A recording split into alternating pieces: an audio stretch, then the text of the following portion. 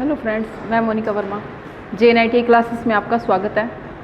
तो अपना टॉपिक चल रहा था मैग्नेट, जिसमें अपने बात करते हैं मैग्नेट की। कुछ टॉपिक इसके हो गए थे, अब आगे चलते हैं इसमें। तो अब अपने बात करते हैं चुंबकीय पदार्थों का वर्गीकरण।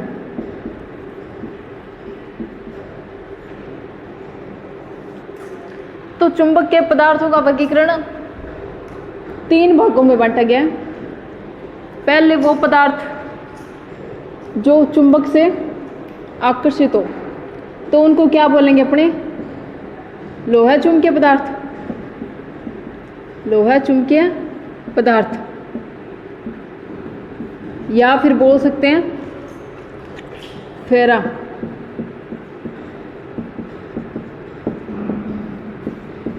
एग्जाम में ये नाम भी मिल सकता है, ये भी मिल सकता है। तो इसका मतलब को क्या हुआ? जो पदार्थ चुंबक के पास ले जाने से चुंबक की तरह व्यवहार करे, चुंबक बन जाए, उनको क्या बोलेंगे अपने? लोहा चुंबकीय पदार्थ। वे पदार्थ जो चुंबकीय क्षेत्र में रखने पर चुंबक की तरह व्यवहार करें।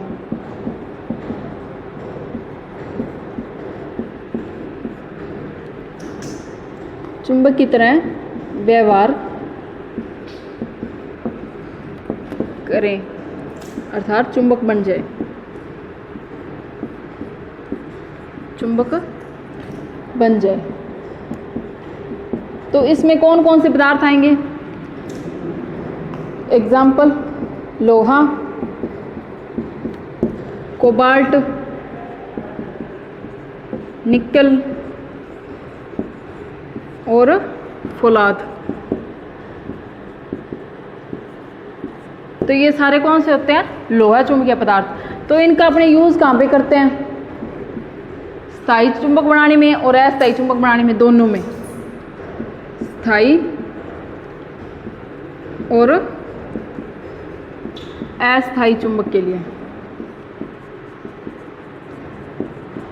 तो अब बात करते हैं इसकी चुंबकशीलता कितनी होती है। चुंबकशीलता, कल अपनों ने चुंबकशीलता पे बात की थी। तो चुंबकशीलता को म्यू से लिखते हैं। तो इनकी चुंबकशीलता होती है लगभग 1000 तक, इकाई से बहुत अधिक। तो ये है लोहा चुंबकीय पदार्थ। अब दूसरा बात करते हैं अपने पैरा चुंबकीय पदार्थ। पैरा चुंबकीय पदार्थ, तो इसको अपने बोल सकते हैं अनुचुंबकीय। इनके दोनों नाम आपको याद रखने हैं। तो ये कौन से पदार्थ होते हैं? अब जैसे एल्यूमिनियम है, तो उसको चुंबकीय क्षेत्र में लेके जाएंगे तो वो एक चुंबक तो नहीं बनेगा, लेकिन फिर भी उसमें से चुंबकीय बल रेखाएं प्रवाहित होगी। जिन पदार्थों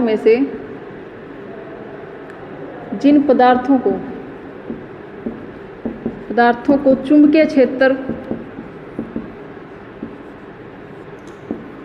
चुंबकीय क्षेत्र में रखने पर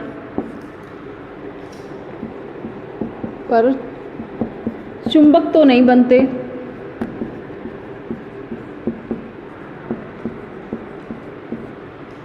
लेकिन इनमें से चुंबकीय बल रेखाएं गुजरती है। बल रेखाएं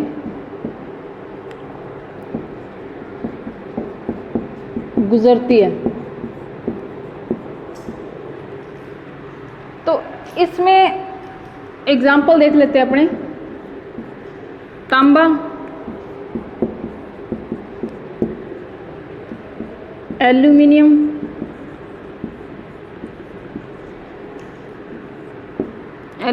प्लेटिनम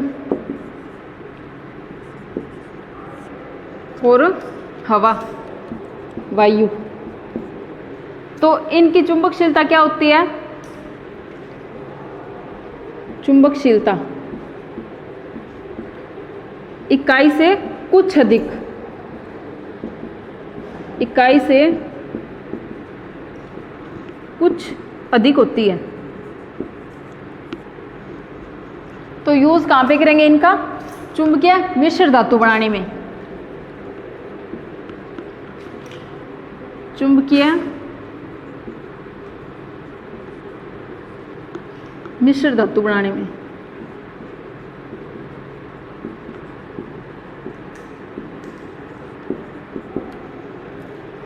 तो ये हो गया पैरा चुंबकीय पदार्थ। अब तीसरा पॉइंट आता है डाया चुंबकीय पदार्थ।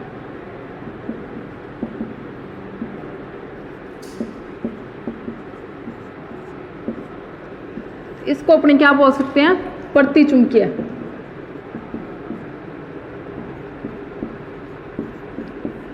तो ये कौन से होते हैं जिनको अपने चुंबकीय क्षेत्र में लेके जाएंगे तो वहां पे क्या होगा? तो ये प्रतिकर्षित हो गए, कुछ ये प्रतिकर्षित हो गए। जिन पदार्थों को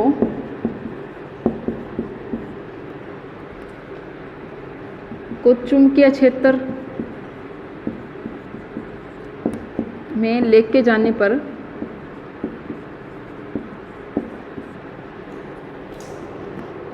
वे चुंबकित नहीं होते, चुंबकित नहीं होते, कुछ प्रतिकर्षित होते हैं।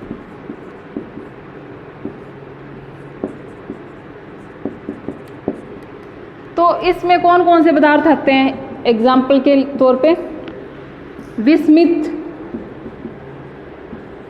ये नाम आपको याद रखने हैं। विस्मित, एंटीमनी और पानी। पानी का ध्यान रखना है, पानी हमेशा डाया चुंबकीय पदार्थ में आएंगे। तो इनकी चुंबकशीलता का मान होता है इकाई से, इनकी चुंबकशीलता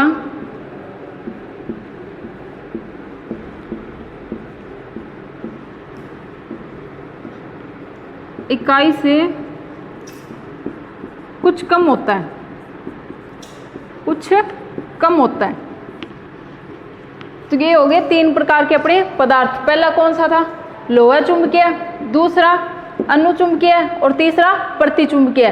जिसमें पहला तो है जिसमें वो चुंबक बन जाएंगे, वो दूसरा है जो चुंबक नहीं बनेंगे लेकिन चुंबकीय बल रेखाएं उनमें से गुजरेगी, और तीसरा आता है डाया जो प्रतिचुंबकित होते हैं। अब जो भी मैग्नेट में नियम है उनकी बात कर लेते हैं अपने। तो सबसे पहले बात करते हैं अपने सीधे धारावाही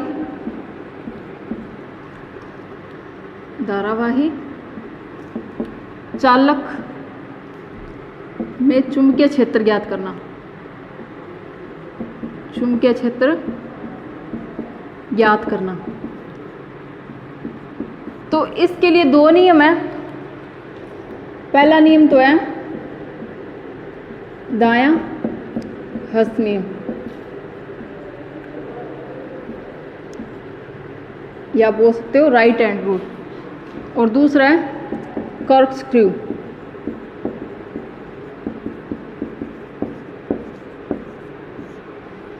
तो दायां हाथ नियम क्या कहता है? भी कोई चालक है, सीधा चालक है, तो अपने उसको दाएं हाथ में इस प्रकार पकड़ें कि जो अंगूठा होगा वो क्या बताएगा? इस प्रकार पकड़ेंगे तो अंगूठा क्या बताएगा? धारा की दिशा को। और जो उंगलियां अपने इस प्रकार पकड़ेंगे तो उंगलियां क्या बताएगी? चुंबकीय क्षेत्र को, चुंबकीय क्षेत्र को बताएगी। तो इसका अपने यूज किस लिए करेंगे? सीधे धारावाही चालक में चुंबकीय क्षेत्र को ज्ञात करने के लिए। तो इस प्रकार पकड़ेंगे, अंगूठा क्या बता रहा है? धारा की दिशा को, और उंगलियां क्या बता रही है? चुंबकीय क्षेत्र को। तो ये हो गया दाएं हस्त का नियम। तो इसके बाद आता है कॉर्क स्क्रू नियम। तो ये जिस प्रकार अपने किसी बोतल का ढक खोलते हैं, जैसे ये कोई चालक है और ये कोई बोतल है, तो इसका जैसे ही अपने ढक्कन खोल लेंगे तो ढक्कन क्या होगा, ऊपर की ओर आएगा। कोई ढक्कन है ये ऊपर की ओर आएगा, तो वो कौन सी दिशा होगी उसकी, धारा की दिशा, धारा की दिशा। और जिस प्रकार ढक्कन घूम रहा है वो क्या कहलाएगी, चुंबकीय क्षेत्र की दिशा।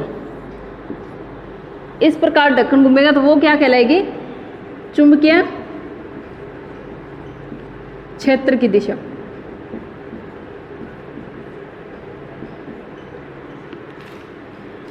तो ये हो गया कॉर्क स्क्रू नियम और ये दाएं हस्त का नियम, दोनों सेम है। इसमें क्या है, चुंबकीय क्षेत्र को ज्ञात करने के लिए इसका यूज और इसका भी चुंबकीय क्षेत्र को ज्ञात करने के लिए। तो अब अपने बात करते हैं सोलेनॉइड में, सोलेनॉइड में धारा की दिशा, दिशा व ध्रुव ज्ञात करना। तो सोलेनॉइड होता क्या है, बेलनाकार कोई परिनलिका। सोलेनॉइड क्या बोल सकते हैं अपने इसको, बेलनाकार कोई परिनलिका होती है, परिनलिका, इसको क्या बोलेंगे, सोलेनॉइड। तो अब मान लो कोई परिनलिका है, जिस टाइप से कोई कॉइल अपनी लगी हुई है इसके ऊपर, तो अब इसमें अपने ध्रुव कैसे ज्ञात करेंगे और धारा की दिशा कैसे ज्ञात करेंगे। तो इसके लिए नियम है, पहला नियम है हेलिक्स, हेलिक्स का नियम, इसे अपने हथेली का नियम भी बोलते हैं।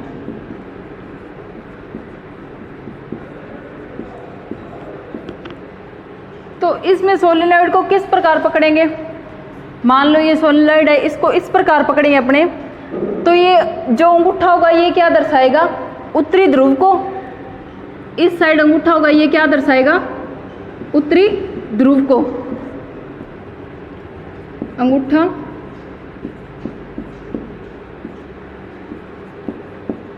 उत्तरी ध्रुव को दर्शाएगा और जो उंगलियां इस प्रकार अपनी ये मुड़ी हुई है तो ये क्या बताएगी, धारा की दिशा को।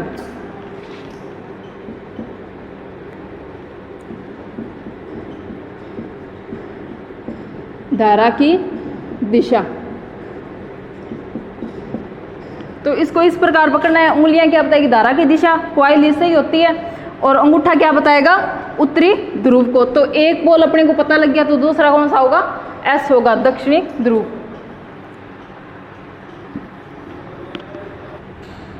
तो अब दूसरा नियम आता है सिरे का नियम, सिरे का नियम, या फिर अपने बोल सकते हैं एंड रूल। तो अपने सोलेनॉइड की छड़ पे किस प्रकार वाइंडिंग होती है, ऐसे होती है। अगर अपने एक साइड से देखेंगे तो एक साइड तो क्या दिखेगी, क्लॉकवाइज, और एक साइड क्या दिखेगी, एंटी क्लॉकवाइज। अब मान लो जिस साइड क्लॉकवाइज दिख रही है, जिस साइड वाइंडिंग क्लॉकवाइज दिख रही है, तो वो सिरा कौन सा हो जाएगा अपना, घड़ी की दिशा में, मतलब दक्षिणावर्त, दक्षिणावर्त। तो ये सिरा कौन सा हो जाएगा, दक्षिणी। साउथ पोल बन जाएगा, ये एस बन जाएगा, जिस साइड ये क्लॉकवाइज घड़ी की दिशा में वाइंडिंग घूमेगी। और दूसरी साइड मान लो एंटी क्लॉकवाइज, एक साइड में ऐसे घूमेगी तो दूसरी साइड में ऐसे वाइंडिंग घूमेगी, जिसमें दूसरी साइड में क्या बनेगा, एन सिरा। तो अपने एन से याद रख सकते हैं इस प्रकार। तो ये क्या हो गया, एंटी क्लॉकवाइज वामावर्त, या फिर एंटी क्लॉकवाइज। तो ये हो गया दोनों सिरे। और इससे कौन सा बन जाएगा, उत्तरी ध्रुव। तो अब आपको याद रखना है जिस साइड वाइंडिंग क्या घूमेगी, क्लॉकवाइज घूमेगी, वो सिरा कौन सा बन जाएगा, दक्षिणी, और जो एंटी क्लॉकवाइज घूमेगी वाइंडिंग वो कौन सा बन जाएगा, उत्तरी ध्रुव। तो ये हो गया सिरे का नियम। तो अब नियम आता है फैराडे के विद्युत चुंबकीय प्रेरण के नियम। फैराडे के विद्युत चुंबकीय प्रेरण नियम। तो फैराडे ने दो नियम दिए थे। अपने प्रथम नियम की बात करते हैं। प्रथम नियम क्या था, जब किसी चालक को चुंबकीय क्षेत्र के बीच में घुमाया जाता है तो वहां पे क्या होगा, फ्लक्स कटेगा, तो वहां पे क्या होगा, ईएमएफ उत्पन्न होगा। जनरेटर में इस प्रकार होता है, ये पोल होते हैं, तो यहां से चुंबकीय क्षेत्र कटेगा और ये क्या हो गया, चालक, तो ये क्या करेगा, इस चुंबकीय क्षेत्र को काटेगा, तो यहाँ पे क्या उत्पन्न होगा, ईएमएफ उत्पन्न होगा। किसी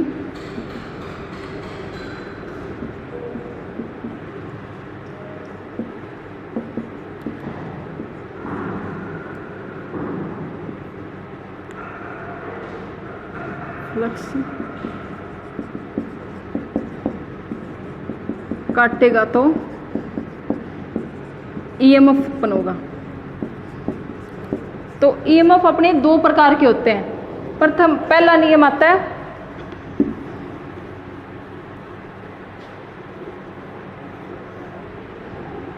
तो इसमें अपने ईएमएफ दो प्रकार से उत्पन्न होते हैं। तो पहला होता है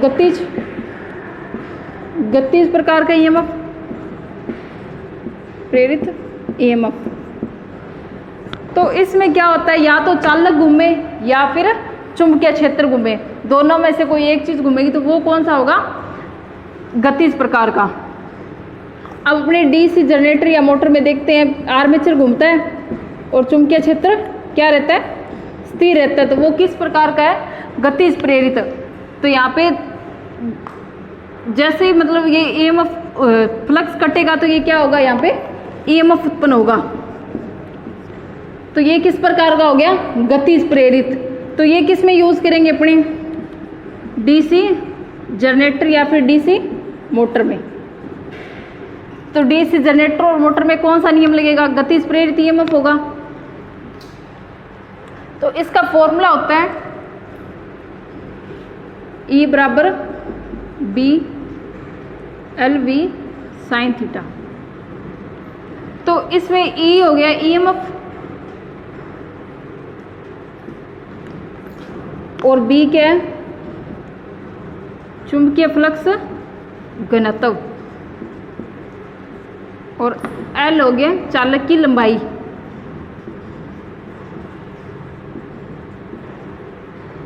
और V स्पीड।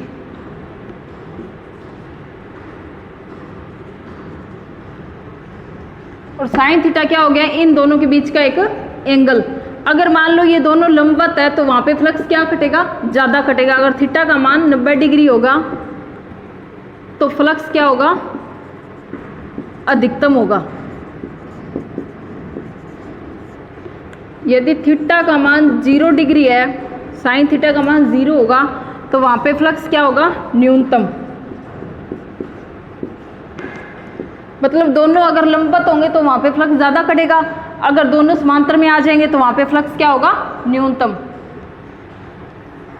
तो अब अपने दूसरे ईएमएफ की बात करते हैं। दूसरा ईएमएफ कौन सा होता है, स्थितिज प्रेरित ईएमएफ। तो इसमें क्या होता है, न तो चालक घूमेगा और न ही फ्लक्स। तो ट्रांसफार्मर क्या होता है, कोई भी घूमने वाला पार्ट नहीं होता, फिर भी वहां पे फ्लक्स कटता है और ईएमएफ उत्पन्न होता है। तो उसमें क्या होता है, एसी सप्लाई पे काम करता है और एसी का मान क्या होता है, चेंज होता रहता है, जिसकी वजह से यहाँ पे फ्लक्स चेंज होगा तो फ्लक्स कटेगा, जिससे ईएमएफ उत्पन्न होगा। तो ये किस में यूज करेंगे? अपने ट्रांसफार्मर में। तो ये हमेशा एसी पर ही, एसी में उत्पन्न होगा। डीसी का मान स्थिर रहता है, तो वहां पे ना तो चालक घूम रहा है ना ही चुंबकीय क्षेत्र घूम रहा है, तो वहां पे ये स्थितिज प्रेरित ईएमएफ उत्पन्न नहीं होगा।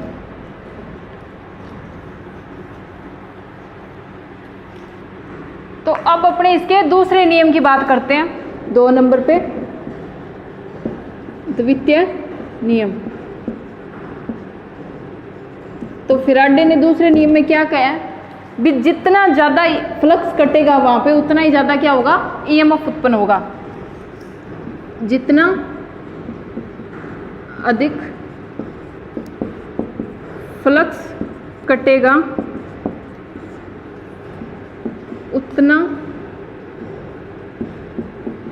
अधिक ईएमएफ उत्पन्न होगा।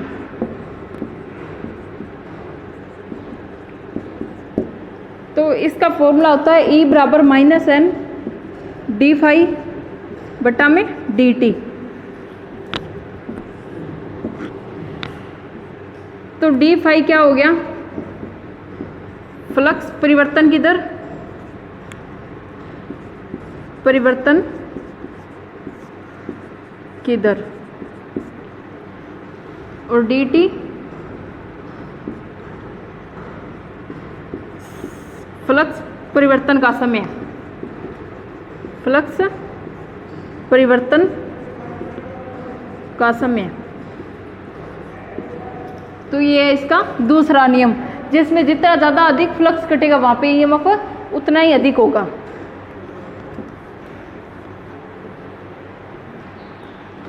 तो अब अपने बात करते हैं लेंज का नियम। लेंज का नियम। तो लेंज ने नियम दिया था, उसमें उसने क्या कहा था?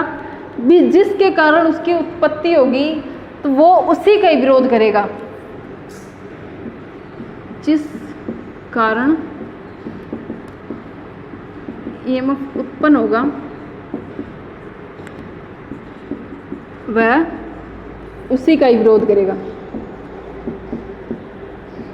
विरोध करेगा। तो इस अब एक कॉइल लेते हैं अपने, जिसमें धारा प्रवाहित हो रही है। यहाँ पे एक गैल्वेनोमीटर लगा दिया। गैल्वेनोमीटर क्या करता है? धारा की उपस्थिति को बताता है। तो इसके पास अपने एक छड़ चुंबक को लेके आएंगे। तो जैसे ही छड़ चुंबक को इसके पास में लेके आएंगे तो ये क्या करेगा? इसे दूर धकेलेगा। मतलब यहाँ पे कौन सा पोल बन रहा है? एन पोल बन रहा है। अब इसी प्रकार अपने क्या करेंगे? फिर से एक बार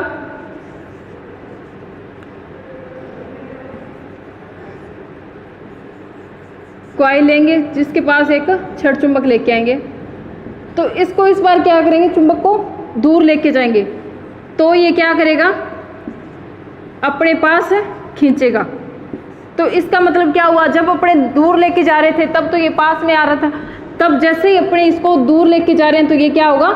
पास आएगा। मतलब यहाँ पे कौन सा पोल बनेगा? एस पोल बनेगा। मतलब इसका विक्षेप उल्टा हो गया।